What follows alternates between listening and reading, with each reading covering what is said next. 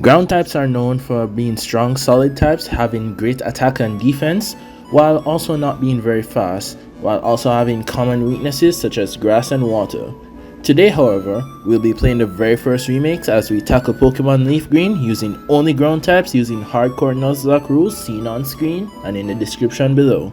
These are all the Pokemon available during this run, but for this run, we got a special copy of Pokemon Leafgreen where trade evolution can happen thanks to Flygon HG's Uncle Jim Tendo. Now with that out of the way, we begin our journey in the Kanto region. We start our journey in our room and immediately bolt downstairs and out the door. Bye mom, I'm gonna go out and train dangerous animals and battle them for glory. Okay dear, be back by dinner. And being the complete noob that we are, we dash straight for the tall grass where we most certainly would have been mauled by wild Pokemon. But Professor Oak stops us and offers to give us one, along with his grandson whose name he apparently can't remember. Thanks to Flygon's Uncle Jim Tendo, we can pick a Nidoran as our starter that we name Clay. And even though it's not a ground type currently, it evolves into one, so it's fair game. Gary picks a Squirtle, which makes our challenge even more difficult. Then he immediately challenges us to a battle. He loses and then complains that he picked the wrong Pokemon. What an asshat. After making it to Viridian City, we have to run an errand and deliver the parcel to the professor, so after hightailing it back to Pallet Town, the professor is like, "You know how I gave you a Pokemon for your own protection, right? Well, here are some Pokeballs and a digital catalog. Go get them all." And with that, our run has officially begun. We make it back to Viridian and head west to find Gary after he got turned back from trying to get into the Pokemon League, and he decides to take it out on us. It was a quick battle, however, as his Pidgey went down to a poison and peck combination, and his Squirtle gets kicked in the face a few times. After that, we blaze through Viridian Forest thanks to Clay with his peck move. After dropping the bug population in the forest, we finally make it to Pewter City, where we head no time and head straight for the gym. The leader Brock uses rock type Pokemon, and Clay, who knows double kick, this shouldn't be much of a hassle. His first Pokemon is Geodude, and a single double kick brings it below half, and a tackle from Geodude somehow crits, after which another double kick takes out Geodude. Onix is sent out and gets us in a bind, but double kick leaves it above half. Bind keeps damaging us, and after 2 more double kick, which would be 4 kicks in total, Onix goes down, winning us our first gym badge as we get the Rock Tomb TM for our troubles. After a battle on Route 4, Clay reaches level 16 and evolves into a Nidorino. Speaking of, our first encounter is a female Nidoran on Route 3 that we catch and name Loam. While traveling through Mount Moon, we also find a Geodude that we catch and name Pete. I also find a Moonstone that I used to evolve Clay into a powerful Nidoking. After fighting a few rocket grunts looking for fossils, wouldn't you know it, we encounter a super nerd who tries to hoard them all, but after a battle, we get to choose one, and of course we pick our Lord and Savior, Helix. So after making it out of Mount Moon, Clay gets trained in the way of the fist and learns Mega Punch. On our way, we also catch a Sandshrew, which we nickname Sand. After finally making it to Cerulean City, we have to face our biggest challenge so far, Misty, who uses water types, and she also has a fast and powerful Starmie. The battle starts with Staryu, and Clay uses double kick that leaves it below half, after which it goes to Harden, but a crit double kick is enough to take it out, which in all honesty we could have used for the upcoming Starmie. It's then sent out and hits us with a powerful Water Pulse, which leaves us at 23 HP, but a Mega Punch does only about 30%. I attempt to save Clay by swapping into Loam, but she gets knocked out by a Water Pulse, and the same fate goes for Pete, Sand, and Clay, resulting in the end of our first attempt. So for this attempt, I was going to reset until I got a Nidoran with the right IVs, and luckily, I got one that had just enough speed to outspeed that Starmie. The first gym went the same way as it did with the Pokemon I lost before, and I sped through it, so I was a bit lazy with the naming scheme. Anyway, we make it back to Cerulean City, but before we head to the gym, we head west to Route 4 and train up Clay, now known as C2, in Speed EV so we can outspeed Starmie, as that's the only way it can do so. We also had it learn Mega Kick instead of Mega Punch for more power. And with that, all our preparations are ready, so we decide to take on Misty for the second time. She leads with Staryu, and we start with C2 and use Focus Energy to raise our crit ratio. Staryu uses Harden to up its defense, but a double click crits luckily, which leaves Staryu and a sliver as it goes for Harden again. Misty uses a super potion and another crit double kick is enough to take down Staryu. Her Starmie is up next, and this is what we grinded for, as C2 outspeeds and a mega kick is just enough to leave it below half, which is perfect, and after a water pulse, another mega kick is enough to take out Starmie, winning us the second gym badge. Honestly, even with all that extra prep, I was still pretty lucky as a lot could have gone wrong. After the battle, we head to the Nugget Bridge where we run into Gary motherfucking Oak, who says I'm struggling, the nerve, and demands a battle. His first Pokemon is Pidgeotto, which is perfect because P2 is in the lead, but it outspeeds and uses a sand attack before it gets KO'd by a rock throw.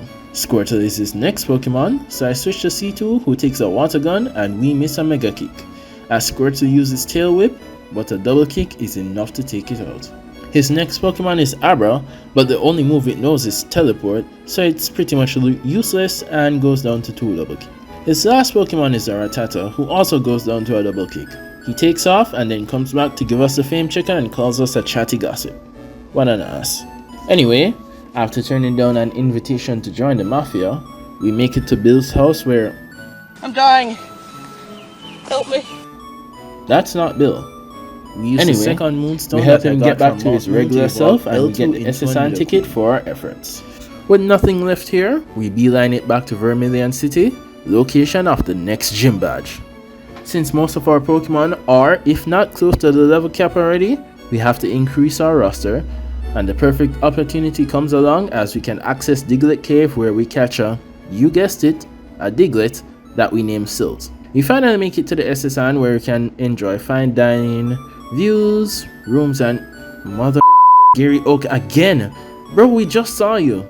He even has the nerve to flex his Pokédex before he demands a rematch. His first Pokemon is Pidgeotto, again, but this time it uses a single sand attack, which makes our rock throw miss 3 times consecutively, after which the 4th one KOs.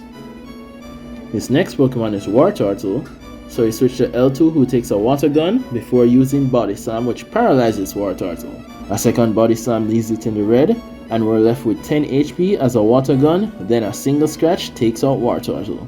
Kadabra is his next Pokemon, so he switched to S2 who takes a Confusion, and after 2 scratch, the frail Kadabra goes down. His final Pokemon is the Overgrown Rat, so he switched to Silt who gets taken to just 1 HP before he switch out to P2 who takes a quick attack and a Tail Whip before Magnitude 7 is enough to rock it out, winning the battle.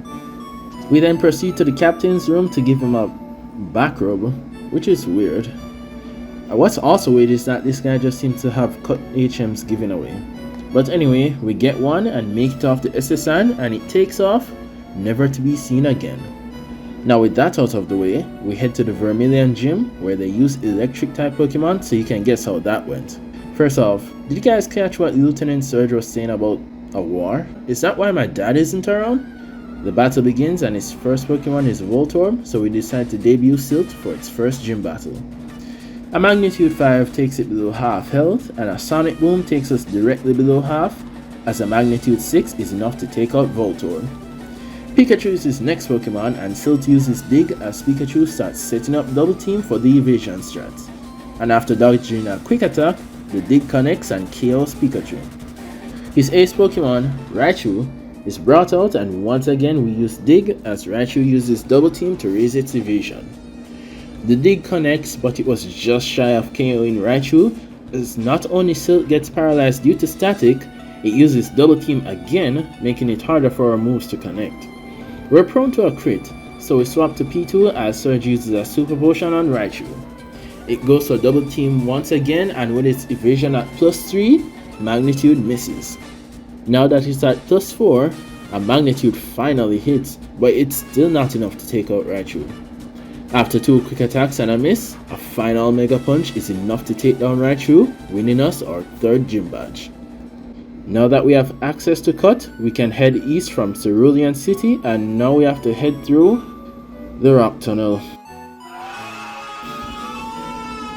After escaping that hellhole, we make it to Lavender Town, but we're gonna beeline it to Celadon City for now, as that's the location of the next gym. where the leader Erica uses grass type Pokemon, which is going to be a challenge for us. The battle begins and her first Pokemon is a Victory Bell, so we send out L2. We get the first move and use Aerial Ace, which brings it just below half, which is perfect as Victory Bell uses a Stun Spore. But I expected this and equipped L2 with a Cherry Berry, and the next turn Victory Bell goes down to another Aerial Ace. Her next Pokemon is Tanglia, one that I've personally never used as Aerial Ace brings it to about 25% as it uses Ingrain. But another Aerial Ace is enough to sever its vines. Her final Pokemon is Vileplume, which gets dropped below half from an Aerial Ace as it uses Stun Spore, but it luckily misses, after which another Aerial Ace is enough to take it out, winning us our 4th gym badge. I think things could have gone much worse if it wasn't for that Cherry Berry that we equipped. Now fresh out of the gym, we're gonna go to the local casino and blow all of our money attempting to get TMs. Just kidding. We just sold the rare candy that we had to make a killing and bought the TMs that we needed. Also, if you think about it, Team's Rocket downfall all happened because of this one grunt. I'm guarding this poster. Why else would you guard it? Oh, I don't know, because it hides a switch that leads to your underground base. Honestly, it couldn't have been more suspicious if he tried. Anyway, while tearing through the rocket base, we need the key for the elevator, which conveniently this grunt dropped after we beat him. So with the lift key in hand, we can finally get to confront the mafioso himself, Giovanni, for the first time. His first Pokemon is Onix as we send out Silt as it's been a while since he battled. We kick things off with Dig as Onix uses Bind and misses. Dig leaves it in the yellow, and after a pretty pitiful rage from Onix, another Dig is enough to take it out. Rhyhorn is his next Pokemon as Silt tunnels underground once more and avoids a defense drop from Tailwind. And a critical hit Dig is enough to KO Rhyhorn. His last Pokemon is a powerful Kangaskhan, but Dig does little damage as Bite leaves Silt above half, so Silt uses Sand Tomb to chip damage, which luckily crits. Another Bite leaves us at 28 HP, so we go for Dig again and dodge a Mega Punch as it crits luckily, and the chip damage from Sand Tomb takes out Kangaskhan, defeating Giovanni. He withdraws, leaving us the Silph Scope. Now with the Silph Scope in hand, we make our way to Lavender Town to scale the Pokemon Tower where dead Pokemon are laid to rest, which is strange as to why Gary is here. Wait, could it be? Anyway, we beat him, interrupting his morning as we continue our way up the tower. I don't know who designed this fog aspect of the game, but they clearly enjoy the pain and suffering of others. While wandering through the fog, we encounter a Cubone that we catch and name Chalk. We finally make it near the top where the ghost confronted us, but it was the Marowak that Team Rocket had killed, and I believe this is one of, if not the only times killing was mentioned in a Pokemon game. Anyway, after defeating it in battle, it passed on to the afterlife. Then we just clear out all of the rocket grunts, then we finally get to rescue Mr. Fuji, and he gives us the Pokeflute that we'll need later. Heading back to Celadon, I realized that we never got the bicycle that we need for Cycling Road, so we have to head back to Vermilion City first to listen to the Pokefan chairman's ranting about his Pokemon to get that bike voucher. Then we have to head to Cerulean City to get the bicycle, and honestly, that bicycle is not worth nearly $1 million. What a complete ripoff. We make it back to Celadon and head west where we use the Pokeflute to wake up the sleeping Snorlax. Now, I'm no fool taking on a Snorlax, so we just run away. We finally make it to Fuchsia City and head straight for the Safari Zone to get to the secret house to get the Surf HM and the Warden's gold teeth. Yuck. We also find our next encounter, a Rhyhorn that we catch after a few balls and name Oxysol. After getting the Strength HM as well, we're ready for the Fuchsia City Gym. The thing is that both the Fuchsia and Saffron City Gym have the same level cap, so we have to keep our team below the level cap for this to work. After stuffing everyone's face with rare candies, P2 evolves into a golem thanks to Mr. Gym Tendo. The leader of this gym, Koga, uses poison type Pokemon. Now before you all think this is going to be easy, most of his Pokemon are immune to ground type moves due to Levitate, so this actually will be somewhat of a challenge. His first Pokemon is Coughing, so we send out the newly evolved P2. Rock Blast connects 3 times, which brings it below half, and Coughing lowers our accuracy with Smokescreen, which could be annoying. As expected, the second Rock Blast misses and Coughing uses Self-Destruct, but luckily it's a normal type move which P2 resists. His next Pokemon is Muck and it quickly uses Minimize, but a Magnitude 7 connects and brings it into the red. Koga uses a Super Potion and a Magnitude 6 brings it into the yellow. Muck uses Toxic, which misses, and our Magnitude 8 also misses. Muck then uses Sludge, which barely does anything, and after another miss, Sludge poisons us and Magnitude 7 connects to take out Muck. Coughing is his next Pokemon, so we switch to Chalk, and after Sludge poisons us, I did a very smooth brain move by trying to use Bone Club, which Coughing is immune to due to Levitate. After a Smokescreen from Coughing, we switch to L2 and a Body Slam connects, but after a Pitiful Sludge, we connect another Body Slam that brings it to the red. Koga uses a Hyper Potion, but after 2 more Body Slam and a miss due to Smokescreen, Coughing uses Self-Destruct, which does big damage to L2. His final Pokemon is Weezing, and we switch to C2 and get Smoke in our face, and after 2 more Smokescreen, we make the switch to Oxysol. It also gets Smokescreen, so we have to switch back to L2 as it tries to use a Toxic, which L2 is immune to, but a Mega Kick instead misses, and we get Smokescreened again as a Mega Kick finally connects for very little damage. After some more smokes, we just switch to Silt and Weezing actually uses Tackle this time, but Fury Swipes misses and a Sludge Wave leaves us at 20 HP and also poisons us. We have to make the switch back to Oxysol, so we do and get tackled along with getting poisoned before we hit a Rock Blast 5 times, which leaves it in the yellow. We switch to C2 again, and after a Smokescreen, 2 more Thrash is enough to take out Weezing, winning us the 5th gym badge. Honestly, it's not that the battle was hard, it was just so annoying and drawn out due to the Smokescreen tactics. But anyway, we make it to Saffron City where we see that Team Rocket have swarmed the place, so we have to do our civic duty at this point and drive them out, so we head for the Sylph Tower. While battling through the grunts, we bump into Gary where he challenges us to a battle. He's gotten much stronger since last time, so this might be a problem. He starts the battle with Pidgeot, who outspeeds and hits us with a wing attack as Rock Blast misses. Another wing attack barely does anything as a Rock Blast takes out Pidgeot. His starter Blastoise is his next Pokemon, so we switch to L2 as a Water Gun does decent damage as it protects from our Body Slam. After another Protect fails, Body Slam crits and brings it below half. It uses Protect again and afterwards, another Body Slam luckily crits and manages to take out Blastoise. Execute is sent out next, and an Aerial does big damage to it as it uses Stun Spore, which paralyzes us. Confusion brings us to about 39 HP, and we get fully paralyzed, so we have to switch to C2 as Confusion brings us just above half, and Thrash barely leaves it alive as it goes to Stun Spore, and we get fully paralyzed as well. So we have to make the switch to Chalk, who takes a Confusion and knocks it out with a Headbutt. Alakazam is his next Pokemon, and it uses Calm Mind before being knocked out by a crit Bonemerang. Growlithe is his last Pokemon, but even despite the Intimidate drop, it goes down to a Bonemerang, but not before dealing big damage with a Flame Wheel, thus defeating Gary.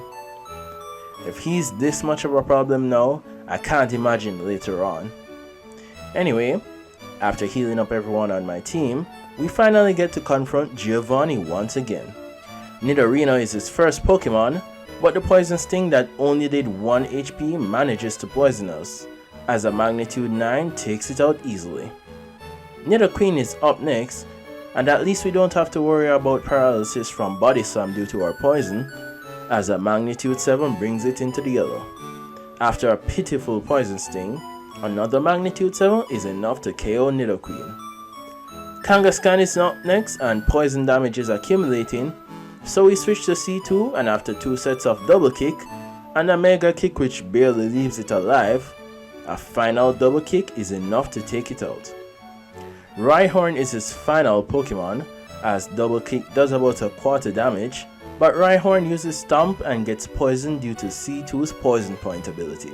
We're pretty low on HP at this point, so we have to switch to Silt, and Stomp does big damage, but we make the mistake of using Sand Tomb, which does not take it out, as another Stomp leaves us at just 12 HP.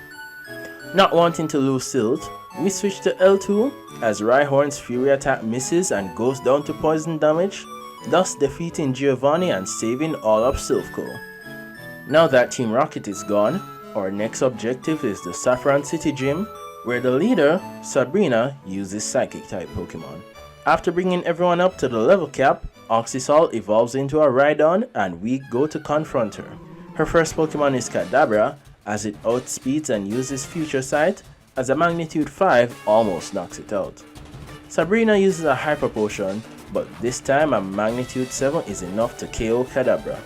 Mr. Mime is sent out next, as it uses Calm Mind, but a Magnitude 6 leaves it in the red as we get hit by the previous Future Sight. Sabrina uses a Hyper Potion, as a Magnitude 7 barely leaves Mr. Mime alive, and then it goes to Psybeam. But afterwards we take it out with a Magnitude 4. Her next Pokemon is Venomoth, so we switch to the newly evolved Oxysol, as not only we take a Psybeam, we get confused as well. But we manage to break through the confusion and hit a Rock Blast, which destroys Venomoth. Her final Pokemon is Alakazam, but we make the mistake of thinking Oxysol could take the hit, so we select Rock Blast, but Alakazam outspeeds and KOs Oxysol with a Psychic, resulting in our first death due to negligence. We send out Chalk as Alakazam uses Calm Mind as a Bonemerang misses. It gets greedy and sets up another Calm Mind, but a Bonemerang is enough to take out Alakazam, winning us our 6th gym badge. After the battle, we deposit Oxysol in box 14, where all fallen Pokemon go to rest. I have a feeling that we're going to suffer heavily without it, but we go on. Our next objective is the Cinnabar Gym on Cinnabar Island, where the leader, Blaine, uses Fire types. So after teaching C2 Surf, and a quick trip south of Pallet Town, we reach the island, but however, the gym is locked. So after combing through the Pokemon Mansion and finding some good TMs along the way, we find the key and we're ready to confront Blaine. The good thing about this gym is that you can bypass all the trainers easily if you get all the correct answers. But me right here, but what I did not know was even though you can get the answer correct, if you select the question again and get it wrong, by misclicking in my case, you get challenged to a battle. Anyway, ignoring that little mishap, we make it to Blaine and the battle begins. Now you'd think it would be a cakewalk with all our ground types, and it is, but not for the reason you think. Now that C2 has Surf, it was a total wash, as his Growlithe and Ponyta went down to a Surf each, as his Rapidash also goes down to a critical hit Surf, and finally his ace, Arcanine, went down in 2 Surfs after we took a heavy fire blast from it, winning us our 7th gym badge. No sooner than we stepped out of the gym, Bill approached us and practically hauled us off to this set of islands called the Sevii Islands. Our first stop is at one island, quite the original name, where, surprise surprise, Bill has an errand for us, which is to deliver this meteorite, so it's off to 2 Island for us. We make it to 2 Island, where this guy has us looking for his daughter whose name you cannot believe. Lostel. This has to be some kind of joke. Anyway, after some biker shenanigans on 3 Island, we find Lostel in a forest about to be attacked by a Hypno. And judging by his Pokédex entry, nothing good was going to come of this. So after returning Lostel to her dad and delivering the meteorite, we're done with these islands and we head back with Bill to Kanto. Now that we're back, our next challenge is the final gym, the Viridian Gym. I don't know if you guys found it to be a shock that Giovanni was the gym leader, but back when I first found out, I was like, that makes sense. Speaking of, Giovanni is a ground type user just like us, so this is a battle to determine who's the better ground type user. The battle begins as he sends out Rhyhorn and we send out C2, but as ×4 super effective Surf is enough to take it out. Dugtrio is sent out as it suffers the same fate as C2 outspeeds and take it out with another Surf. His next Pokemon is Nidoqueen, and she barely survives on a sliver due to her high special defense, and hits back hard with a super effective Earthquake. Giovanni uses a Hyper Potion, which brings her back to full HP, after which another Surf brings her right back to the red. Giovanni uses his last Hyper Potion on her, so after 2 more Surf, Nidoqueen goes down.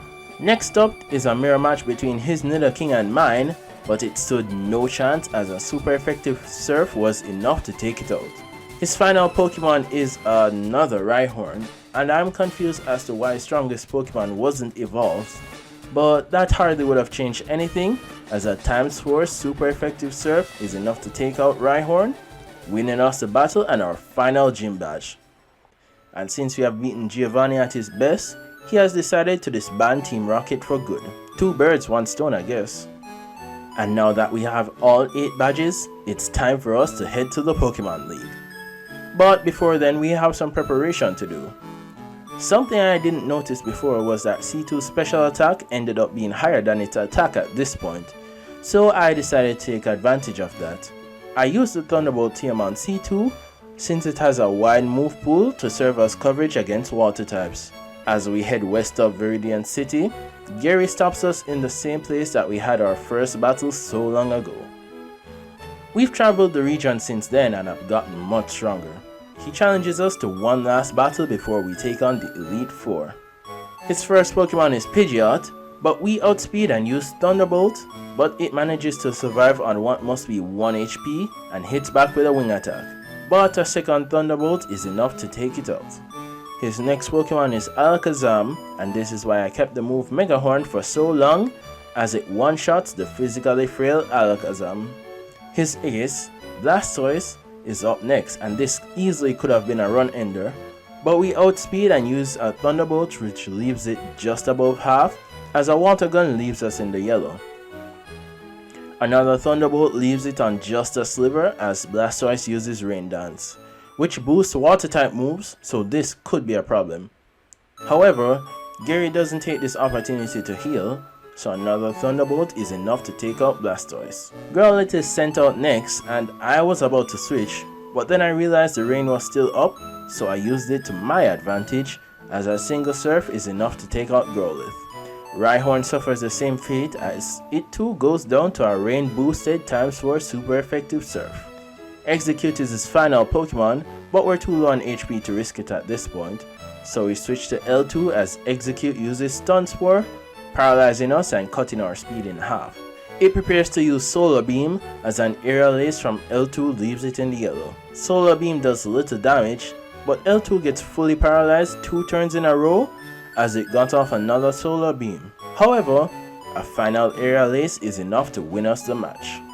This battle showed me that I'm going to need a lot more preparation if I'm going to beat the Pokemon League. But before that, we have to make it through Victory Road, where the Lapras we got from Sylph Cove finally comes into play as we use as our HM. Despite it being quite a while since I last played Fire Red and Leaf Green, I was able to navigate the entirety of Victory Road without encountering a single trainer. Well, besides the mandatory battle before the end. But now that we've made it out, we make it to the Pokemon League. But before we take on the Elite Four, we're going to need a ton of preparation, especially for the first member, Lorelei, who uses Ice types. Our first objective is back on Mount Moon, where the Thief TM which I somehow missed, and you'll see why I need it. Thief is a move that steals the opponent's item, and in the wild, some Pokemon have a chance to hold move boosting items. So after teaching Thief to our trusty Pharaoh, we head over to the power plant, where we can find Magneton, who has a 5% chance of holding a magnet, which boosts electric type moves.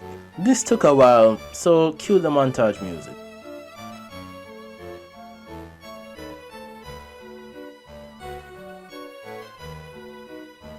After about an hour on speed up, we finally got the magnet. After all that, we head back to the Pokemon League and level up all our Pokemon to level 60, which is the highest level of Lance's Pokemon. With all our preparations ready, this is our final team for the Elite Four. C2 with a nice special attack and moveset which covers its weaknesses, L2 with no stab moves at all, and P2, Chalk, Silt and S2 all having mostly ground type moves, but you'll see why we kept a certain one. With all our preparation done, it's finally time to face the Elite Four. First up is arguably our biggest challenge, Lorelei, whose team comprises of water and ice types. A nightmare for our team, but with the magnet equipped on C2, he is our best shot. Her first Pokemon is Dewgong and C2 is sent out. We misclick and use Surf, but Dewgong sets up the hail, which could be problematic. I decided to trade more power for accuracy and taught C2 Thunder, which connects and just managed to take out Dewgong. Cloyster is our next Pokemon, but it uses Protect, so Thunder ends up being useless. Hail is chipping away at our HP and Cloyster somehow got off another Protect, wasting another of our Thunder PP. After another round of Hail, we finally connect with Thunder and Cloyster goes down. Slowbro is up next and Thunder is just enough to take it out thanks to the boost from the magnet. Jinx is our next Pokemon, and since it's part Psychic type, a super effective Mega Horn is enough to take it down. Her last Pokemon, Lapras, is her ace and it's a very tanky Pokemon, so we can't afford to lower our guard. Thunder takes it down pretty low due to its massive special defense, plus it gets paralyzed. Lapras uses Surf, which leaves us at just 27 HP, as it uses its Citrus Berry, which now prevents the AI from healing. Thus, a final Thunder is enough to take out Lapras, beating Lorelei and winning our first Elite Four battle. Honestly, this could have gone so much worse, and I honestly got pretty lucky since Thunder didn't miss once, but we press on. Our second challenge is the Fighting Master, Bruno, and his Fighting type Pokemon, which is weird because almost half of his teams are Rock types. Coverage, I guess. Anyway, the battle starts and he sends out Onix, and this is L2's time to shine. For this reason, I taught L2 Water Pulse, as its Time Soar super effective and enough to take out Onix. His second Onix is sent out, but it too suffers the same fate as another Water Pulse is enough to take it out. The real fight starts now as Bruno starts off with his Hitmonlee, as an Air Release leaves it in the red, but its Mega Kick misses. Bruno uses a full restore, as we use Body Slam, which brings it below half, but afterwards an Air Release is enough to take it down. Bruno sends out his Aves, Machamp, as we use Body Slam to try and get off the paralysis, but no such luck as it uses Scary Face to cut our speed. A cross chop from Machamp misses as another Body Slam brings it to the yellow. Machamp uses its Citrus Berry to bring it above half, as we use Body Slam to get it back into the yellow. Machamp uses Cross Chop and gets poisoned due to L2's ability, but another Air Lace is enough to take it out. His final Pokemon is the Piston Punching Hitmonchan, as we kick things off with a Body Slam, but it uses Counter, which we barely survive, as it gets poisoned due to our ability. Hitmonchan outspeeds, and by sheer luck, its Sky Uppercut misses, which allows us to use Air Lace to take it down, winning us our second Elite Four battle. Our next challenge is Agatha, who claims to use Ghost types, but is more of a Poison type trainer since that's the type her entire team shares. Her first Pokemon is Gengar, as C2 takes the stage. We get off a Surf, which surprisingly crits and leaves Gengar on a Sliver. After then it retaliates with a Shadow Punch. Agatha uses a full restore, after which 2 more Surf leaves Gengar with a Sliver, and then it starts using Double Team. But thankfully a third Surf connects, taking it out. Haunter is our next Pokemon, and a Surf leaves it in the yellow, as it misses a Hypnosis and a second Surf is enough to take it out. Her second Gengar is sent out as Surf brings it below half as it misses a Hypnosis. I expected the second Surf to take it out, but it didn't, so Gengar tries her Hypnosis and misses again, while also using its Citrus Berry, so another Surf is enough to take it down. Her Golbat is up next, but a single Thunder is enough to fry its wings. Her final Pokemon is Arbok, who drops our attack due to its Intimidate ability, but because of that, it survives an Earthquake in the red and retaliates with an Iron Tail. Agatha uses a full restore, as 2 more Earthquake is enough to rattle this overgrown Cobra, winning us our third Elite Four battle. The final member of the Elite Four is Lance, a powerful trainer who uses Dragon-type Pokemon, mostly. His first Pokemon is Gyarados, which lowers our attack due to Intimidate, but that's fine since we're only using special moves. A Thunderbolt from C2 is enough to fry this mini sea serpent. His second Pokemon is the prehistoric Aerodactyl, which outspeeds and hits us with a wing attack, but gets poisoned due to our ability, as it goes down to a crit super effective serve. I honestly don't know how, but I've been very lucky with the crits so far in this run. His next Pokemon is his ace, Dragonite, a chunky dragon boy, but a chilling ice beam is enough to freeze this Dragon Tails looking Pokemon.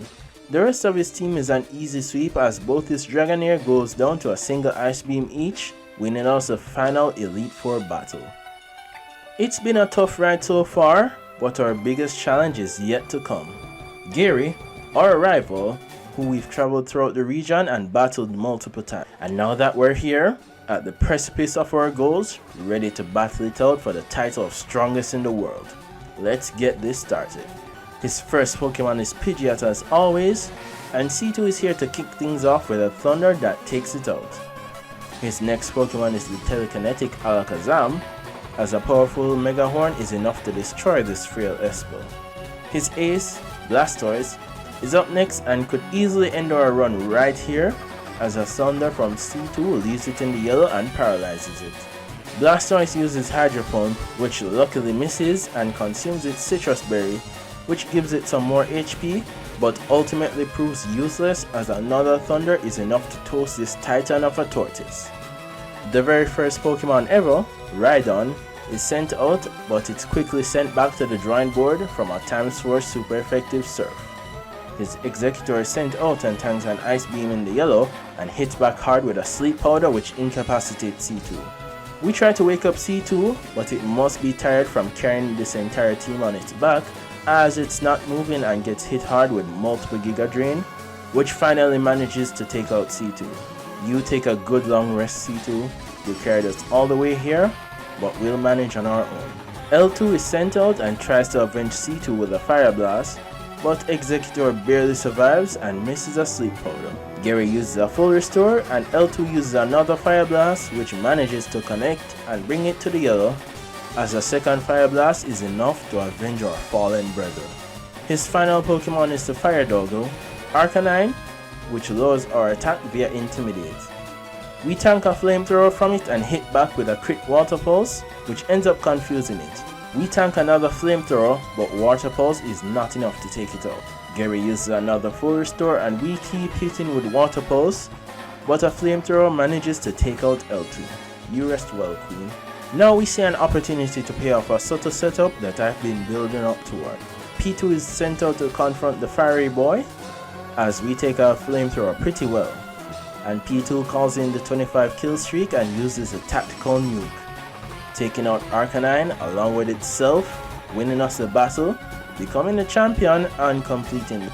This was a fun run to go through, as the ground type isn't one I'd normally use, and also Nidoking is seriously slept on. Guys, it's amazing. But besides all that, I want to thank you all for watching all the way through to the end if you're still here. And while you're here, leave a like, subscribe and comment on what other runs you want to see. This has been Ace Trainer Daryx, and remember to always play your hits hard and fast.